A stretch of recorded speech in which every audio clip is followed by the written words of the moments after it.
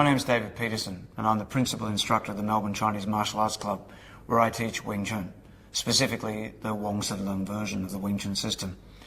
My late teacher, Centerline, was in fact a student, a very, very prominent student of Grandmaster Yip Man. And so the film Yip Man for me is a very special one because of that very close connection. The history of Wing Chun is probably best described as being on two levels. There's a historical and there's a legendary version of the story.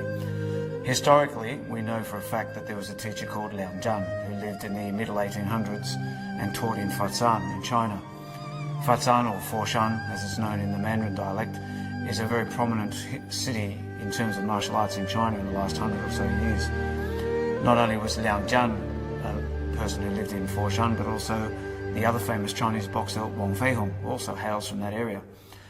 From Liang Zhan onwards, we know the history of Wing Chun very accurately because he had students and sons who are recorded in history, so that we can trace from him through to Chan Hua-sun, his most prominent student, and of course Yip Man, the character who is the main focus of the film. Before that time, however, there's a more legendary history. We don't know for sure how much of it is true. There are names that have come down to us through stories, the most prominent one, of course, being the name Wing Chun, who was a young girl. Her full name was supposedly Wing Chun, and she was said to be the student of a nun who had escaped some bother with the government some years before and had taught her own particular interpretation of fighting, which she then passed on to the young girl Wing Chun, and the style was later named in her honour, if you like. Grandmaster Yip Man lived from 1893 through to 1972, a very long lifetime. But the film, of course, only portrays a very small part of that life. From around 1935 through to the 1940s, we see him portrayed as a very successful and quite well-to-do landowner. And then we see his very rapid decline due to the invasion of the Japanese, which causes him to live a life of poverty and be forced to use his martial arts in ways that he never imagined he would. In many ways, the period that's not shown in the film, that is the time after he left China, is perhaps the most interesting, and certainly for people like myself who practice Wing Chun, the most important. Had he not left China, had he not been forced to leave China because of war and other issues that were facing him at that time, he may not have ever ended up teaching Wing Chun to the general public, and therefore the world would not know the system or the man. So if you delve further forward and look at what happened after he left the mainland, it's a very, very interesting tapestry of stories about his various students and the way in which he got involved in teaching the art and the way that Wing Chun has now become such a prominent martial art. Wing Chun as a martial art is very different from other martial art forms. For a start, most of the other systems that come out of China are usually founded on the idea of animals, like tigers and dragons and cranes and so forth. Wing Chun is very different. It takes none of that as its basis.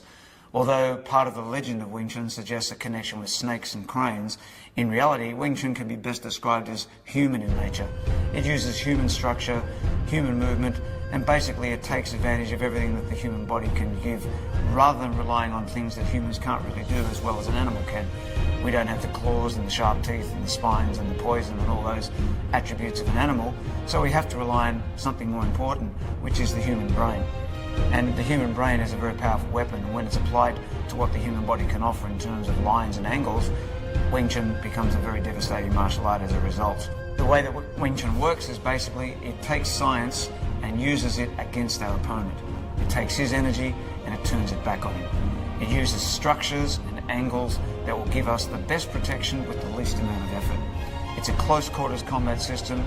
It likes to use the hands more than the feet, although it doesn't mean that it doesn't use the feet, but it uses them in more subtle ways than other martial arts. And by and large, it is a lot more practical in terms of the fact that it's a style anybody can learn, whereas some of the other martial arts do suit a particular body size or athletic ability. Wing Chun is more or less an everyman style, and that makes it very, very appealing. Overall, Wing Chun can be summarized with one very simple expression.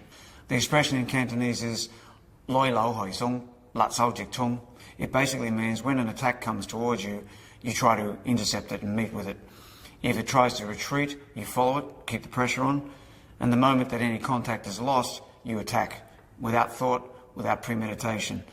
What that means for a Wing Chun person is that what we're doing is, the moment an attack comes, we are trying to take that line off the opponent.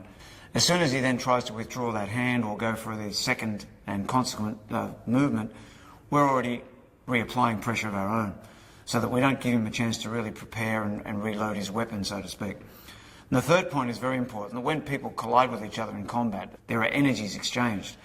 And if the limbs are trained to respond so that the moment the pressure of that collision is gone, we try to replace that position with our own attack, it means the opponent is constantly under forward pressure and therefore got to defend himself rather than being able to attack freely. This is why Wing Chun exponents can fight even with a blindfold on, because they're relying not on what they see entirely, but also their body has been trained to respond to what's happening in a pressure situation. The more important concept of Wing Chun, the one that's very famous and a lot of people have read about it but may not fully understand it, is Centerline. The Centerline exists on many levels, but basically its idea is that the shortest distance between myself and my opponent is always a straight line. And therefore, if I always take a straight line to my opponent, it means my technique is always fast, it's always going to get there in the shortest amount of time. It also means if my opponent is seriously trying to hit me, he must eventually zone in on my body to do that. So if he's travelling in a straight line towards me and I'm taking a straight line back towards him, there must be a place where we collide, and that's to my advantage. It means that I can take control of the angle. If he deviates from that and takes a longer line, in other words, he attacks in a circular fashion, so long as I continue to use the center line, I'm always going to hit something, and that something will be him, because it means there's nothing in my way. In addition to those two ideas, Wing Chun utilises the concept of borrowing force. That is what we call jialig, stealing power. The harder my opponent attacks me, consequently the harder he gets hit in return. We also worry about two other ideas. One is called facing, tilting. My body is always in line with my opponent. And the other is zhuiying, or chasing. If he's directly in front of me, then I only have to go straight towards him. But if he tries to move, what I've got to do is know how to track him effectively. And through the training of the forms and the drills in Wing Chun, we learn to do this very, very well. As well as the chasing and the facing, another very important idea is the idea that we always, and that is always, use simple, direct and efficient techniques. Everything we do is based on economy. I won't waste my energy if I can steal his. I won't do 3 movements if I can do 2 or even 1. I won't take the longest line if I can take the shortest line. Basically, from wherever the hands are, they move. From wherever I'm standing, I respond. And every movement I make is at my opponent. What we learn to do in Wing Chun is to counter fire. The moment his technique is launched at us, something is being launched back at him. And that makes it very, very hard to fight a Wing Chun fighter. This whole simultaneous attack and defense is very, very important to Wing Chun. Meeting your attack with an attack of my own, but also it's an attack that is designed to cut off yours in a defensive way, so that you're getting what we call Lin Xiu Dai Da. It's in fact something that the character of Yip Man himself brings up in the film, where he talks to his student friend about the fact that Wing Chun does both in one action. It stops the attack, but also launches its own attack at the same time. This is what makes Wing Chun very, very fast. It's what sets it apart from a lot of other systems, where the movements tend to be one, then the other. Forms or set patterns of movements in other martial arts, they might be referred to as kata in the Japanese arts and similar. These are sequences by which the student is introduced to the basic concepts, structures and techniques of the system. Wing Chun has 3 empty hand forms. Sil Nim Tao, or the young idea form, is the first one. It basically teaches us a stance from which we can then modify to create movement in many directions. It teaches us the basic hand structures that lead to all the defense and attack techniques that make Wing Chun what it is.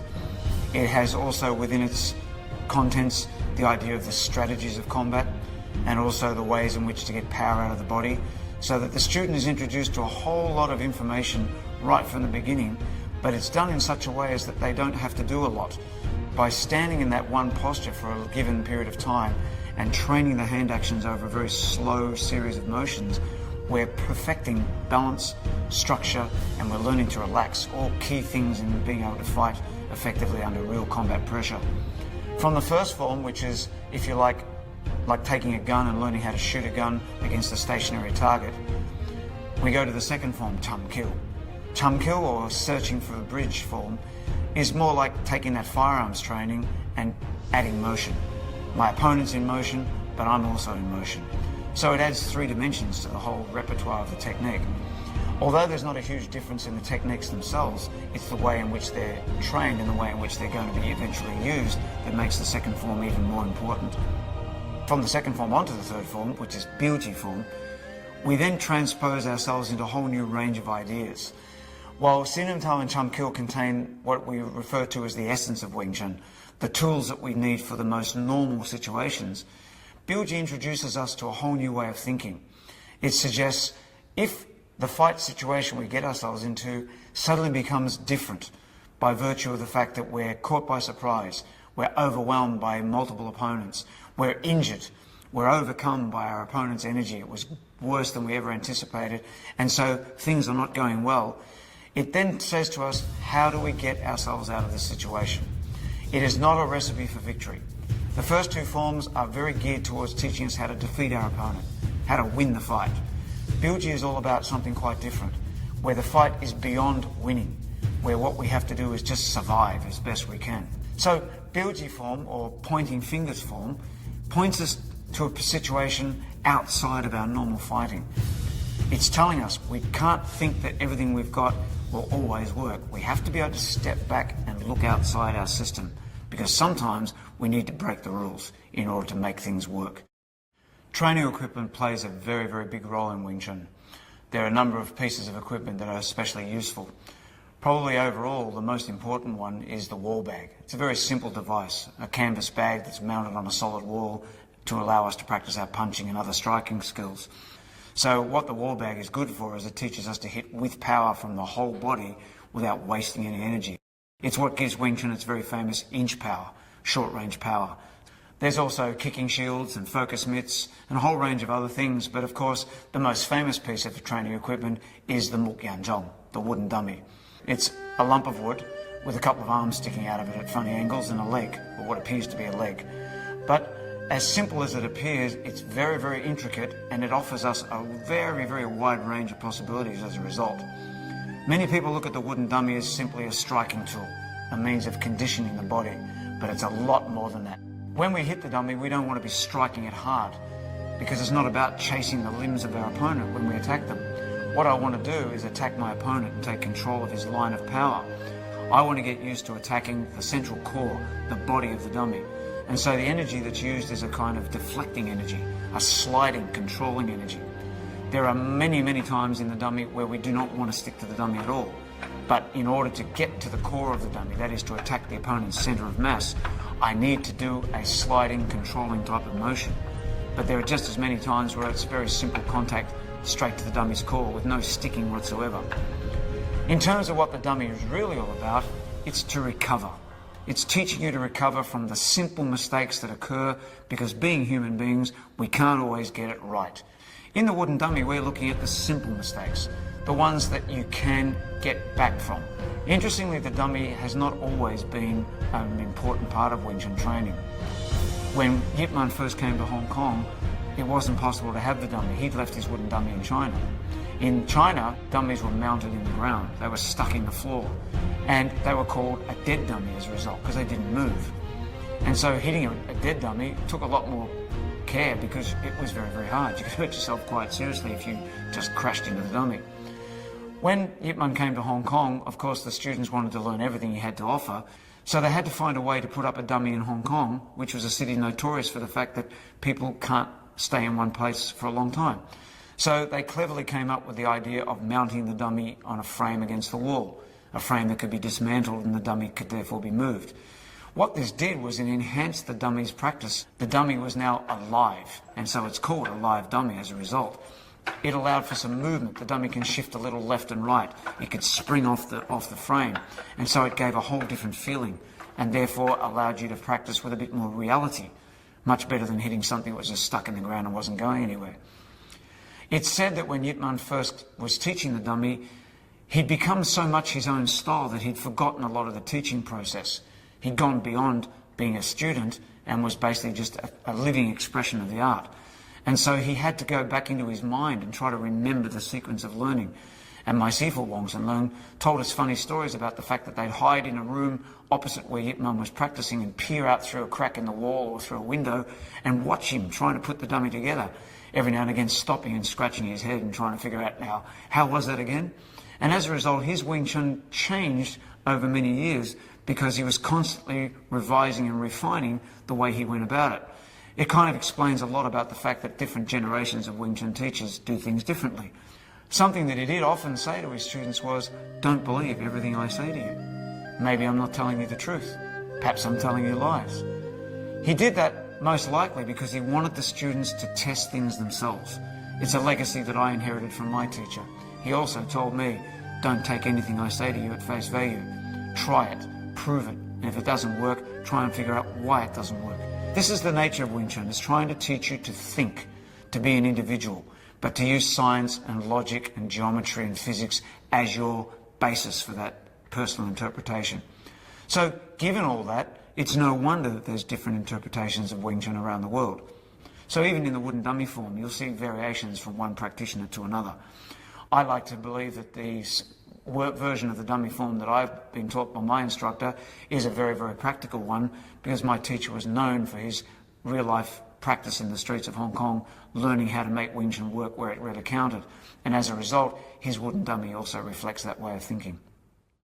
The Wing Chun system also contains forms for weapons.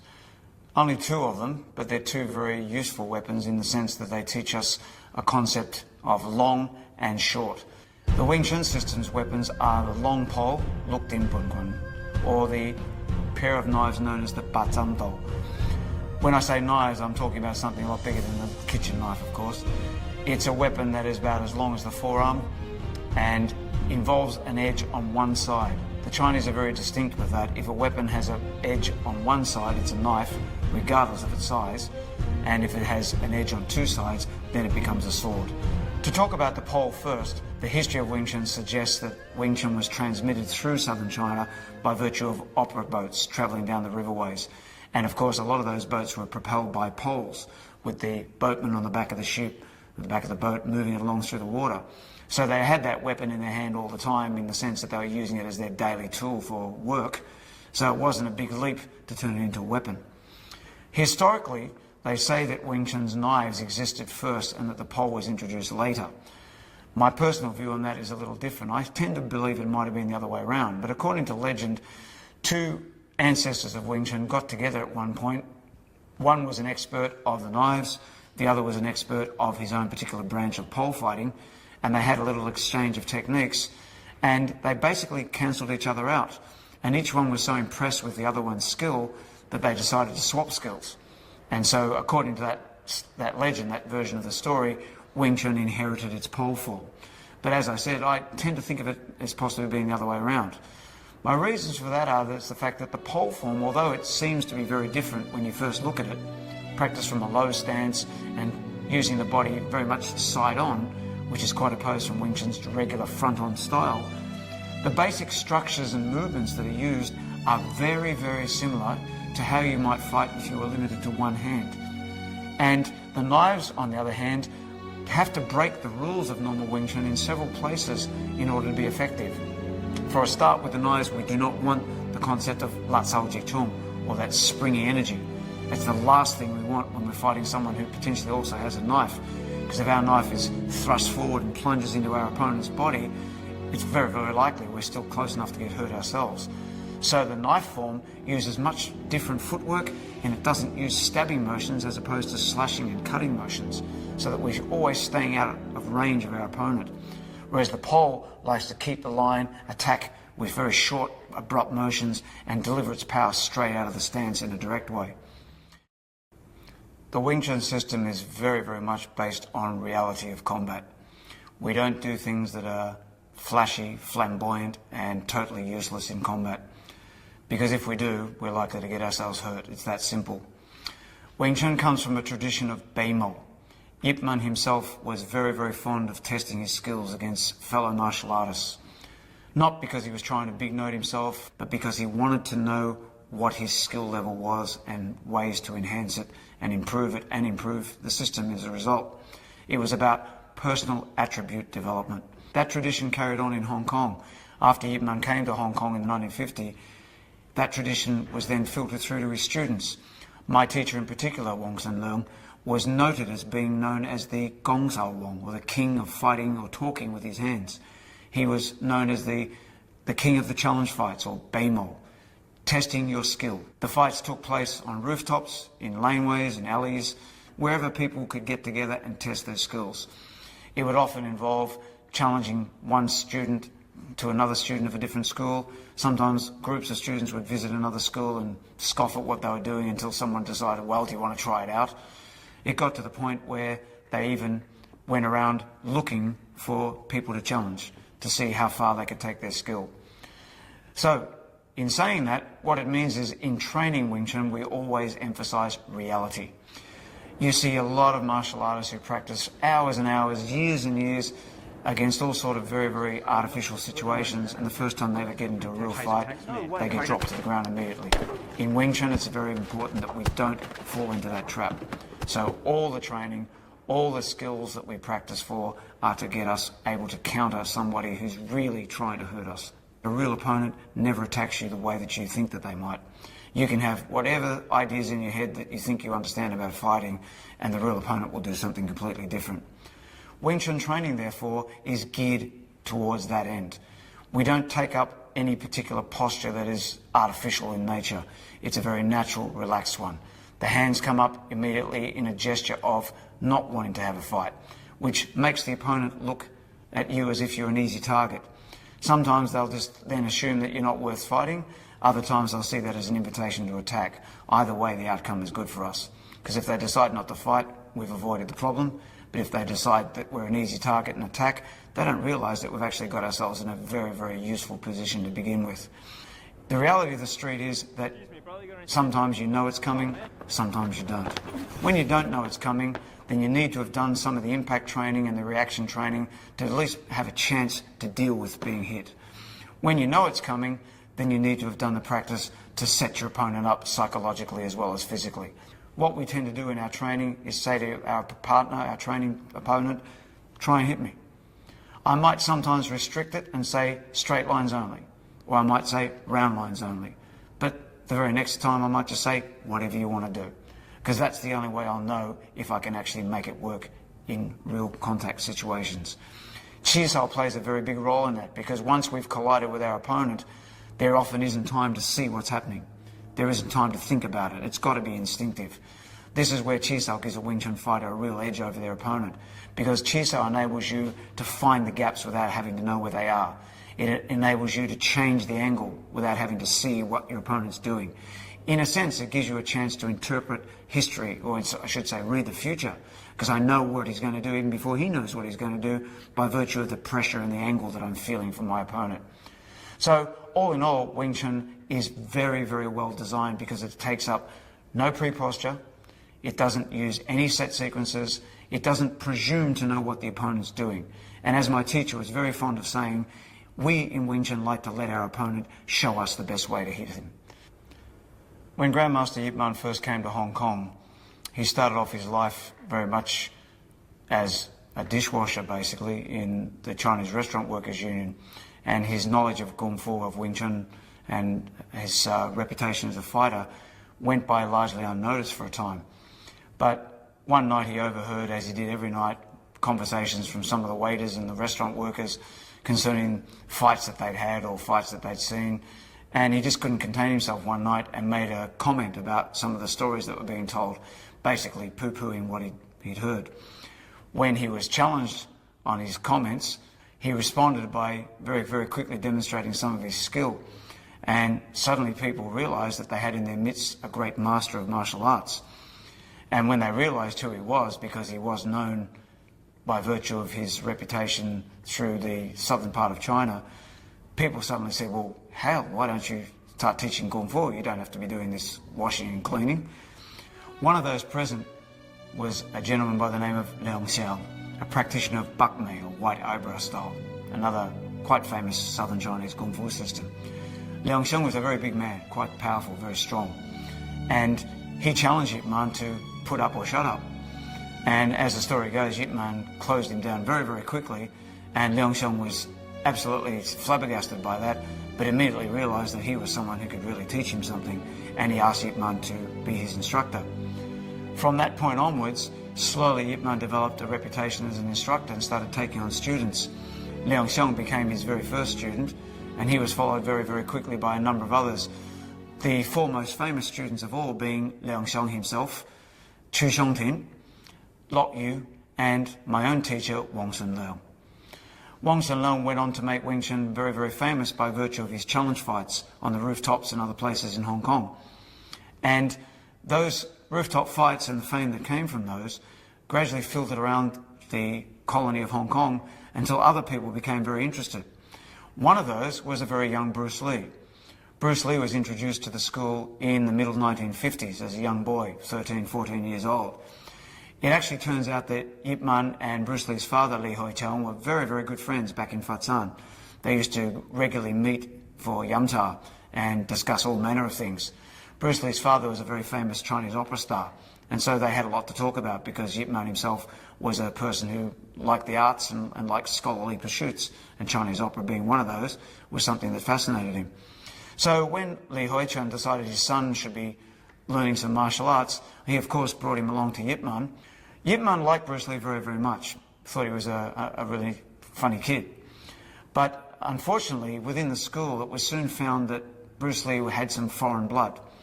And back in that time, there was still a bit of a stigma to do with foreigners because of the carryover from the Opium Wars and the Boxer Rebellion, and even more recent times with the British occupation of Hong Kong. The Chinese had a bit of a stigma about not giving away their secrets to the foreigners.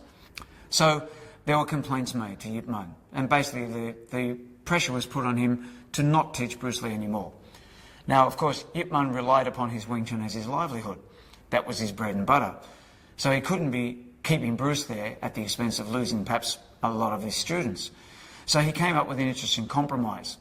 He spoke to Wong Sun Leung, and he said to him, "Bruce, I'd like him to work with you. If you could help him train with you, that would be really good because we've got a bit of a problem at the school. So how about you give him some private tuition?" My Sifu was very happy to do that because he liked Bruce Lee. There was about 6 years difference in their age, and Bruce Lee looked up to him like a big brother, and my Sifu looked down on Bruce Lee like a funny kid that he enjoyed his company.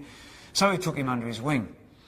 And especially for the last 18 months or so before Bruce Lee left Hong Kong for America to take up a new life in America, he was training on an almost daily basis with my teacher. And as a result of that, he learned a lot about combat because he was following my teacher around, watching him fighting, seeing my teacher in action, and eventually Bruce had 1 or 2 fights of his own. He even used his Wing Chun training in the high school boxing championships that took place in Hong Kong in 1958, where he won the championship using very, very distinctly Wing Chun style fighting. So, of course, Bruce Lee has become the most famous member of the Wing Chun family. And anybody who knows about Wing Chun usually knows that there was a Bruce Lee connection as such. I recently read that there are as many as 4 million people practicing Wing Chun in the world today. That's a really amazing statistic when you consider that when Yip Man first arrived in Hong Kong from China, he'd probably only at that stage taught about 6 people. Prior to that, he'd been the last of just 16 students of his own master, Chang Hua-sun, the money changer, the student of Liang Zhan. And Liang Zhan probably only had a half a dozen students in his lifetime. If we include the not so determinable history of Wing Chun before that, Wing Chun probably up until that time only had about a dozen or so exponents in 150, 200 years. So to go from a dozen or so students to something like 4 million or more is really, really sensational. And that's really largely due to Yip Man. By bringing it to the public and by being such an outstanding teacher and by producing such outstanding students as Wong Sun Leung, Lok Yu, Choi Shun-tin, Bruce Lee and people of his ilk, Wing Chun has become now one of the most prominent martial arts in the entire world. It is now probably the fastest growing martial art in the world. If it hadn't have been for Yip Man making that trip from China, there might not be Wing Chun in the world today. So Yip Man has left us an amazing legacy, and that legacy has been enhanced by people like Wong Sun Leung, Bruce Lee and the like. As a system of martial arts, Wing Chun has been portrayed on film and on television in the past to lesser effect than in the film Yip Man. There have been some notable attempts, though, that have been pretty good in the past. There were a couple of films in the 70s that weren't so hot, and then there was a very good film by Sammo Hung, the action director of the current film Yip Man. And Sammo, in his film, told the story of the later part of the life of the master Liang Zhan, the ancestor of Wing Chun. That film was called Warriors 2. In the early 80s, Sammo had another go at it, this time telling a prequel story about the young Liang Zhan, and that film was a sensation. That was known as Prodigal Son, Bat Gazai, a great movie, and one of the all-time best Hong Kong films. In more recent times, there have been other attempts. There was a film in which Donnie Yen, star of Yip Man, also had a part, and that was a film called Wing Chun. Problem with that one was that the story really didn't say a lot about Wing Chun as we know it, and the martial arts was everything but Wing Chun. It was a case of try to find the Wing Chun in the action, and it was pretty hard to find. Then, in very recent times, there's been 2 excellent television series, and both of those have had the input, again, of Sammo Hung. It seems that Hung Gumbo, Sammo, has really got himself tied in with the Wing Chun art. I think he's really hit his straps with Yip Man. In the film Yip Man, it really captures Wing Chun in the way that is most real from all the examples that I've seen in the past. The fight sequences are direct, the action is very efficient by nature, there's very little in the way of special effects or exaggeration. It's all straight to the point. The character of Yip Man delivers his blows with speed and intensity and without any fuss and bother. And the portrayal of Grandmaster Yip Man is outstanding in every respect. It's a film that, as a Wing Chun practitioner, I'm very, very proud to look at as a part of our history and our heritage. The impact of Yip Man has been so great that now schools that once had a handful of students inside are overflowing with students every night. In Hong Kong, Wing Chun is now the buzzword, and around the world the same is happening. The performances of Donnie Yen and his co-stars in the film, the storyline, the movie itself, the action, have all brought Wing Chun to the attention of the general public in such a way that now, I'm glad to say, very happy to say, there'll be not only a Yip Man 2, but also Yip Man 3. A trilogy of films now to tell the story of the Grand Master and his students, especially people like Wong Sin Leung and the late and great Bruce Lee.